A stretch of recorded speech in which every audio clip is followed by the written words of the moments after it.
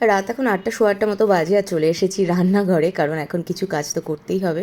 তার মধ্যে সবার প্রথম হচ্ছে এই যে সমাধি যে বাসনগুলো ধুয়ে রেখে গেছিলো, ওগুলো জল ঝরে শুকিয়ে গেছে, এবার জায়গা মতো প্লেস করে দিতে হবে।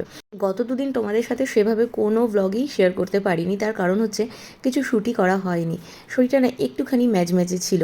ওই যে রিওর কদিন ধরে শরীরটা খারাপ থাকাতে ওর পিছনে ওর সেবা যত্ন করতে গিয়ে নিজেকে ঠিকমতো হয়তো দেখা হয়নি, যার জন্য না যখন ওর শরীরটা একটু ঠিক হয়েছে আমি একটু ঝিমিয়ে পড়েছিলাম। না জ্বর ঠর কোনো কিছু আসেনি, কিন্তু এমনি ভালো লাগছিল না, মুডটাও ভীষণ সুইং করছিল। কীরকম যেন মন মরা কোনো কাজ করতে ইচ্ছা করছে না। হ্যাঁ, এই সময় তো মুড সুইং একটু আধটু সবারই হয়, কিন্তু আমারও হয়, কিন্তু এই মানে দুটো দিন না অত্যাধিক হয়েছে। তো যাই হোক, সেই সব কথা বললে তো আর লাভ নেই। একটা না একটা টাইমে কাজে ফিরতেই হবে, কারণ কাজ না করলে চলবে না। সে বাইরের কাজই হোক আর সংসারের কাজই হোক, তাই না? আর আমার সংসারে যেহেতু আমি আর বর ছাড়া করার মতো কেউই নেই, রিও তো এখনও অতটা বড় হয়নি, তো সুতরাং করতেই হবে, কিছু করার নেই। হ্যাঁ, তোমরা অনেকেই বলবে দিদি এবার একটা রান্নার লোক রাখো। রাখবো গো, আরও কটা দিন পরে রাখবো, কারণ যতদিন রান্নাবান্নার মধ্যে আছি অ্যাক্টিভ আছি। ডাক্তারও বলেছে কিছুটা অ্যাক্টিভিটি তো দরকার এই সময়। যদি সেটাও ছেড়ে দিই তাহলে সারাদিন শুয়ে থাকাটাও আমার আর বেবির দুজনের কারোর জন্যই একদমই ঠিক হবে না।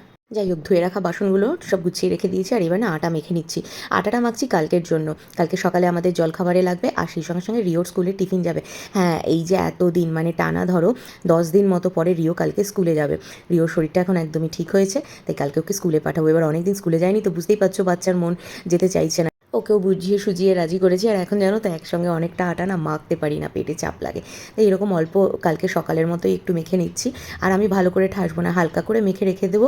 সকালবেলা রুটিটা বরমশাই করে, তো ও যখন করবে ও ভালো করে ঠেসে ঠিক করে নেবে। দুজনের সংসার, তাই দুজনকে মিলিয়ে গুছিয়ে করতে হয়।